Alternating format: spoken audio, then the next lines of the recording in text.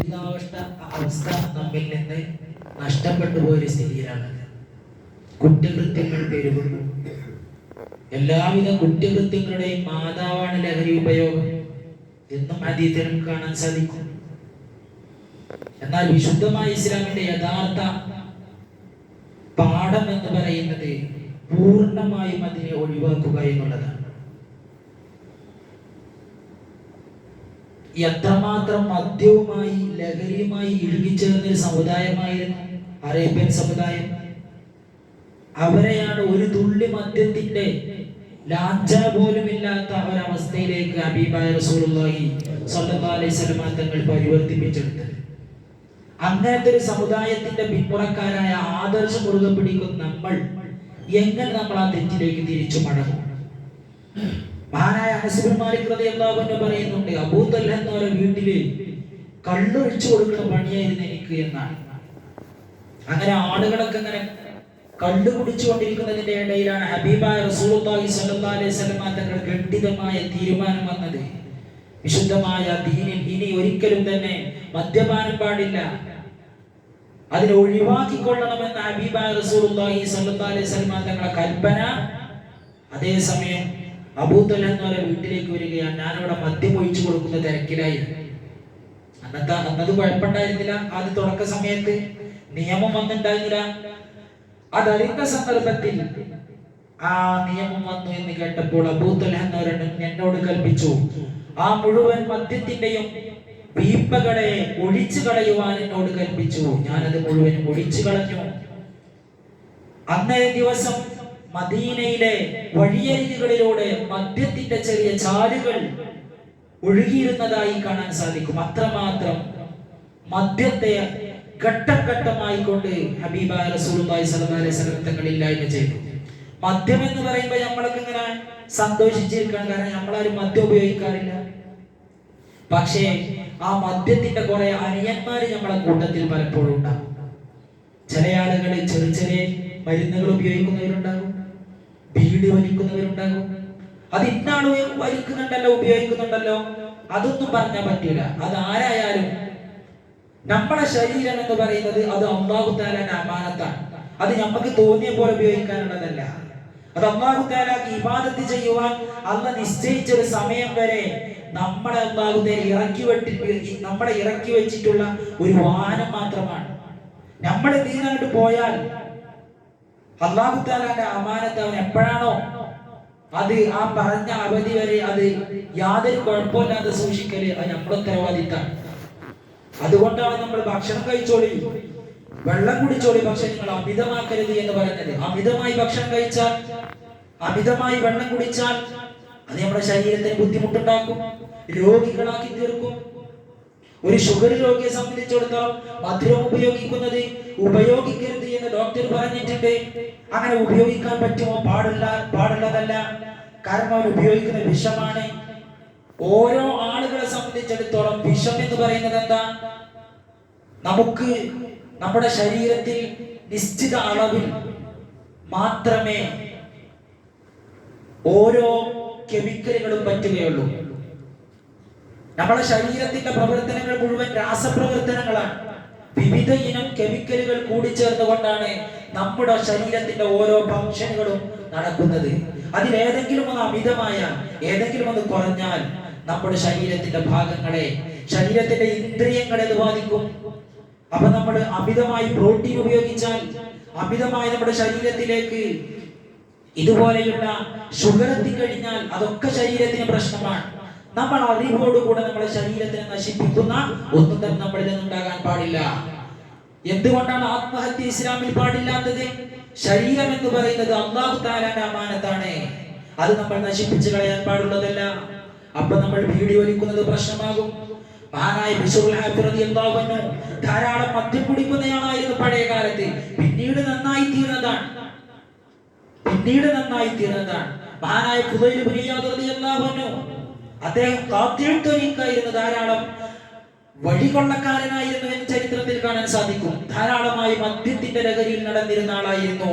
പക്ഷേ നമ്മുടെ വിശുദ്ധമായ ഖുർആനിന്റെ ഒരു ആയത്ത് കേട്ട സന്ദർഭത്തിൽ മഹാനവരുടെ മനസ്സിന് മാറ്റം വന്നു. പിന്നീട് തൗബ ചെയ്ത് ഖേദിച്ചു മടങ്ങി പിന്നെ നല്ല മനുഷ്യനായി എന്ന് മാത്രമല്ല ഔലിയാക്കളിലെ ഉന്നതരായി മാറി. അപ്പോ തെറ്റുകൾ പലപ്പോഴും നമ്മൾ സംഭവിച്ചേക്കാം, നമ്മൾ അതിൽ നിന്ന് പിന്മാറുകയും ആ തെറ്റുകൾ തിരുത്തുക തന്നെ വേണം. എന്റെ പ്രിയപ്പെട്ട ധാരാളം ചെറുപ്പക്കാരായ കുട്ടികൾ ഇതിലുണ്ട്.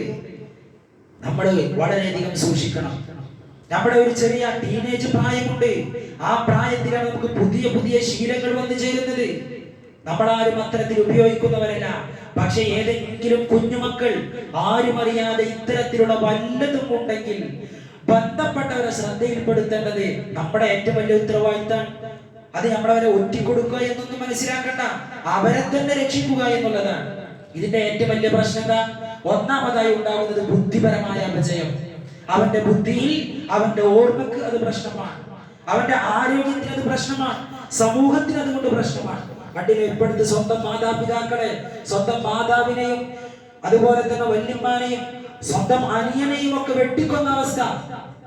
ചുറ്റികൾക്ക് തലക്കടിച്ചു കൊല്ലുവാൻ എന്താ ഈ കുട്ടിക്ക് പ്രേരകമായി തീർന്നത്?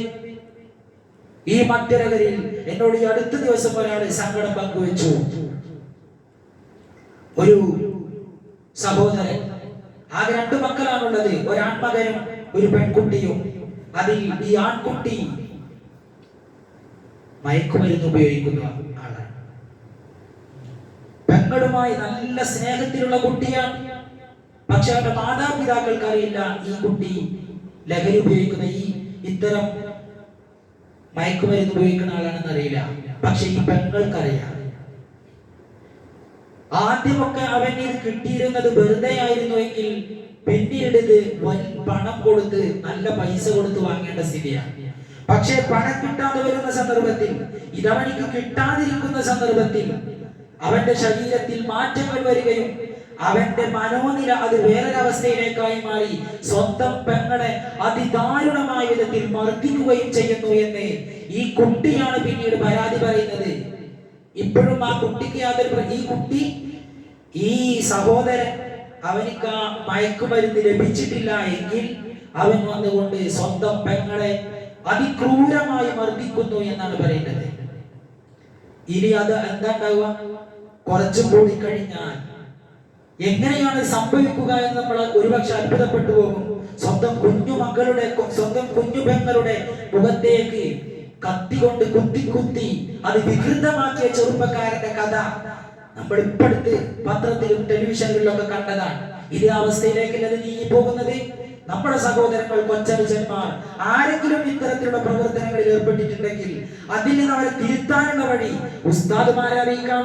അല്ലെങ്കിൽ നാട്ടിലെ ചെറുപ്പക്കാരാണെങ്കിൽ എങ്ങനെയെങ്കിലും അത് തിരുത്താനുള്ള അവസ്ഥ അത് അറിയിക്കേണ്ടവരെ അറിയിച്ചുകൊണ്ട് നമ്മൾ അതിൽ നിന്ന് അവരെ ഒഴിപ്പിക്കാൻ ശ്രമിക്കണം. ഇല്ലെങ്കിൽ അത് നമുക്ക് വലിയ നാശമായി തീരും. നമ്മളെ മക്കൾ അങ്ങനെ ഒന്നും ചെയ്യൂല എന്ന് പറഞ്ഞ് ധൈര്യത്തോടെ ഇരിക്കാൻ ഒരിക്കലും തന്നെ നമുക്ക് സാധ്യമല്ല. അല്ലാഹു സുബ്ഹാനഹു വ തആല നമുക്ക് നല്ല കാര്യങ്ങൾ പറയുമ്പോൾ അത് കേൾക്കുവാനും പരമാവധി ജീവിതത്തിൽ ഉൾക്കൊള്ളുവാനും തൗഫീഖ് നൽകി അനുഗ്രഹിക്കട്ടെ. മഹാനായ സയ്യിദുനാ മുഹമ്മദ് തങ്ങൾ ഇവിടുന്ന് ബ്രിട്ടീഷുകാർ യാത്ര പോയതിന് ശേഷം ഇവിടെ വരാൻ പോകുന്ന ചില വിപത്തുകളെ കുറിച്ച് സൂചന നൽകിയിട്ടുണ്ട്. ഇവിടെ നിരീശ്വരവാദം പെരുകും, ഇവിടെ മതനിരാസ പ്രസ്ഥാനങ്ങൾ വളരും എന്ന് മഹാനവറുകൾ പറഞ്ഞിട്ടുണ്ട്. അതോടുകൂടെ ചേർത്തി പറഞ്ഞൊരു കാര്യമാണ് പുകവലി ഇവിടെ വർദ്ധിക്കും. മുസ്ലിമീങ്ങൾ പുകവലിയുടെ ആളുകളായി തീരും. എത്രത്തോളം 7000-ഓളം രാസവസ്തുക്കൾ അടങ്ങിയ ശരീരത്തിന്റെ സന്തുലിതാവസ്ഥയെ നഷ്ടപ്പെടുത്തുന്ന ഇത്തരത്തിലുള്ള പ്രവൃത്തി എങ്ങനെ ന്യായീകരിക്കാൻ വന്നാലും, ഏത് ഉസ്താദുമാര് വലിക്കുണ്ടെന്ന് പറഞ്ഞാലും അതൊന്നും ഇതിന് ന്യായമല്ല.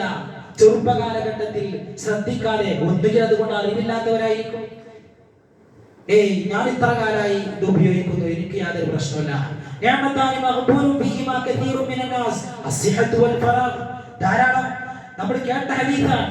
2 അനുഗ്രഹങ്ങൾ, അതിൽ മിക്ക ജനങ്ങളും വഞ്ചിതരായി പോയിരിക്കുന്നു. ഒന്നെന്താണ്? ആരോഗ്യം ഉണ്ടല്ലോ, എനിക്ക് പ്രശ്നമൊന്നുമില്ല. ശരിക്കും ആരോഗ്യം ഉണ്ടാവില്ല. അവന്റെ ശരീരത്തിന്റെ ധാരാളം ഉള്ളിലുള്ള ഒരുപാട് സാധനങ്ങൾ നശിച്ചു പോയിട്ടുണ്ടാകും, അതറിയുന്നില്ല.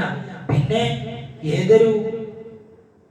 ഒരു കാലിയെ നമ്മളൊരു കുറ്റിയിൽ തറച്ചാൽ അതിന്റെ കയറിങ്ങനെ നീണ്ടു പോകുന്നിടത്തോളം അതിന് സ്വതന്ത്രരായി എന്നല്ല, അതിന്റെ ഒരു അറ്റമുണ്ട്. ആ അറ്റം എത്തുന്ന സന്ദർഭത്തിൽ അവിടെ സ്റ്റോപ്പ് ആവും. ആ രൂപത്തിൽ നമ്മൾ ഇങ്ങനെ ഉപയോഗിച്ചുകൊണ്ടിരിക്കും. ഒരു നിശ്ചിത പരിധി എത്തിക്കഴിഞ്ഞാൽ അവിടെ സ്റ്റോപ്പ് ആവും. അങ്ങനെ സ്റ്റോപ്പ് ആക്കാനുള്ളതല്ല, നമ്മൾ സ്റ്റോപ്പ് ആക്കാനുള്ളതല്ല. അത് അല്ലാഹു തആല സമയമാകുമ്പോ സ്റ്റോപ്പ് ആക്കിക്കോളും.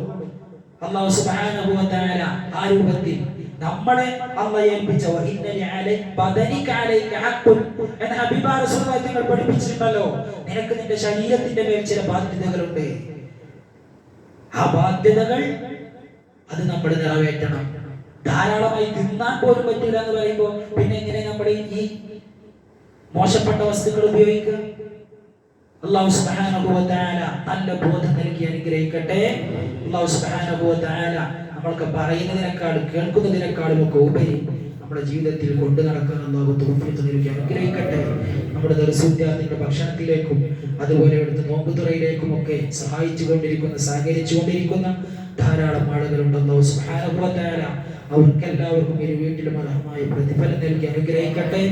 ബിഹഖി സ്വല്ലല്ലാഹു അലാ മുഹമ്മദ് സ്വല്ലല്ലാഹു അലൈഹി വസല്ലം സ്വല്ലല്ലാഹു അലാ മുഹമ്മദ് സ്വല്ലല്ലാഹു അലൈഹി വസല്ലം. اللهم صل على محمد يا رب صل عليه وسلم. السلام عليكم.